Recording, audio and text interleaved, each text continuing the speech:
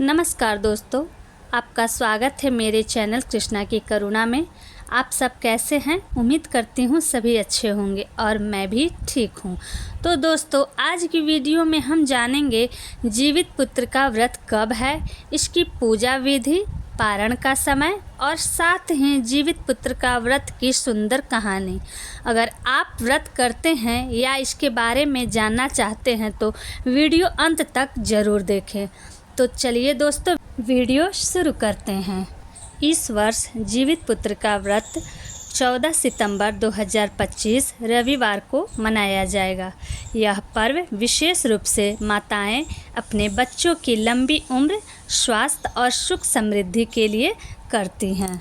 यह व्रत आश्विन मास के कृष्ण पक्ष की सप्तमी से प्रारंभ होकर नवमी तक मनाया जाता है। 13 सितंबर को नहाय खाए के साथ व्रत की शुरुआत होगी। 14 सितंबर रविवार को सुबह 5:04 से 15 सितंबर की सुबह 3:06 तक व्रत का पालन किया जाएगा। 14 सितंबर को महिलाएं पूरे विधि विधान से जीवित पुत्रिका का निर्जला व्रत रखेंगी और अगले दिन यानी 15 सितंबर को व्रत का पारण कर व्रत को संपन्न किया जाएगा। दोस्तों, आगे की वीडियो में जीवित पुत्र का व्रत की पूजा विधि को जान लेते हैं। जीवित पुत्र का व्रत की पूजा विधि के लिए आप सुबह के समय भी पूजा कर सकते हैं या शाम के गोधूल बेला में भी पूजा कर सकते हैं। किसी किसी के घरों में सुबह में पूजा होती है और किसी किसी के घरों में शाम में पूजा होती है। आपके यहाँ जैसे चलता है उसी का पालन करते हुए पूजा को करें। व्रत के दिन माताएं स्नान कर स्वच्छ वस्त्र धारण करें। पूजा स्थान को साफ कर के चौकी पर लाल या पीला कपड़ा बिछाएं। दीपक जलाकर व्रत का संकल्प करें। मैं अपने बच्चों की लंबी उम्र और सुख समृद्धि के लिए जीवित पुत्र का व्रत को करूंगी। अब चौकी पर जीवित पुत्र का माता का चित्र या कुश से बनाया हुआ जीमूतवाहन भगवान की प्रतिमा को स्थापित करें। साथ में गणेश जी का भी ध्यान करें। सभी देवताओं पर जल अर्पित करें। फूल, दूब, अक्षत, हल्दी, सुपारी आदि अर्पित करें। गणेश भगवान, कुशा से बनी जीमूतवाहन भगवान को भोग अर्पित करें और धूप दीप से आरती करें। फिर विधि विधान से पूजा के बाद जितिया व्रत की कथा को कहें या सुनें। पूजा के समय जीवित पुत्र का व्रत की कथा सुनना आवश्यक माना जाता है। इससे व्रत का फल पूर्ण होता है। व्रती माताएं बच्चों के सिर पर हाथ रखकर उनके कल्याण और स्वास्थ्य की प्रार्थना करें। व्रती महिलाएं भी अपने बड़े बुजुर्गों से आशीर्वाद लें। दोस्तों, व्रत अगले दिन नवमी को पूजा आरती के बाद पारण करके पूरा किया जाता है। पारण सात्विक भोजन ग्रहण करके किया जाता है। दोस्तों, अब आगे की वीडियो में जानते हैं जीवित पुत्र का व्रत कथा को। गंधर्वराज जीमूतवाहन बड़े परोपकारी थे।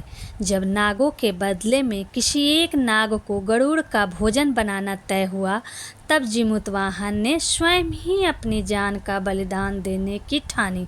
गरुड़ पक्षीराज ने उनकी इस निस्वार्थ भावना को देखकर प्रसन्न होकर नागों को छोड़ दिया और जीमूतवाहन को भी छोड़ दिया। गरुड़ ने यह वचन दिया कि आज के बाद वे किसी नाग को बलि के लिए नहीं लेंगे। चूँकि राजा जीमूतवाहन ने एक नाग की जान बचाई तो बाद में उन्हें भगवान श्री कृष्ण ने अपनी सभी पुण्यों का फल एक ब्राह्मण की मृत संतान को दे दिया, जिससे वह जीवित हो गया। उस मृत बालक के जीवित होने के कारण उसका नाम जीवित पुत्र का पड़ा और इसी घटना के बाद से इस व्रत का प्रचलन हुआ। दोस्तों, एक और चील सियारिन की जीवित पुत्र का व्रत कथा भी प्रचलित है। बहुत समय पहले की बात है।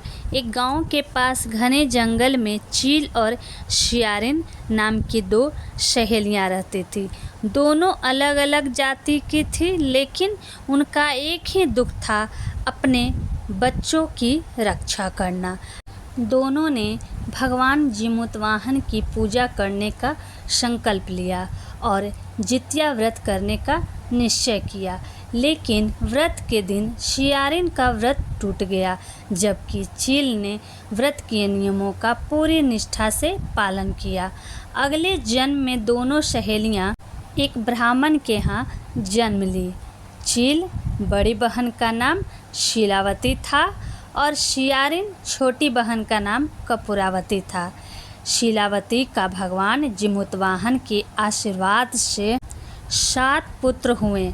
वही कपूरावती के बच्चे जन्म लेते ही मर जाते थे। अपनी बहन के सुखी जीवन को देखकर कपूरावती द्वेष भावना से जलने लगी। उसने चालाकी से शीलावती के 7 पुत्रों के सिर कटवाकर उसकी हत्या कर दी और उसके सिर अपनी बहन के घर भेज दिया। जीवित पुत्र का व्रत के पुण्य बल के कारण चील के बेटे जीवित हो गए और हीरे जवाहरात में बदल गए, जिससे राजा के घर में भी रानी को बड़ा विस्मय हुआ। रानी ने चील की पत्नी से इसका कारण पूछा और उनसे जीवित पुत्र का वध करने की प्रेरणा ली। तभी से यह व्रत प्रचलित हुआ और संतान के दीर्घायु होने की कामना की जाती है।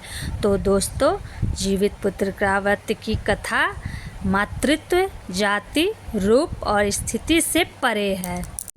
प्रेम ही सबसे बड़ा धर्म है। कठिन समय में धैर्य, सेवा और सहयोग बच्चों की रक्षा करते हैं। जीवित पुत्र का व्रत माताओं को यह स्मरण कराता है कि बच्चे जीवन का सबसे बड़ा वरदान है। बच्चों की लंबी उम्र, स्वास्थ्य और सुख के लिए श्रद्धा से व्रत करना एक आध्यात्मिक संकल्प है। दोस्तों, यह थी जीवित पुत्र का व्रत की पूजा विधि और कथा की पूरी जानकारी। अगर आपको यह वीडियो पसंद आया हो तो लाइक और शेयर करें। मेरे चैनल कृष्णा की करुणा को सब्सक्राइब करें ताकि आपको ऐसे ही धार्मिक और प्रेरणादायक वीडियो मिलते रहें। आपके बच्चे की उम्र लंबी हो, उनका स्वास्थ्य अच्छा रहे और आपका घर खुशियों से भरा रहे। जय जीवितिया माता की जय। धन्यवाद।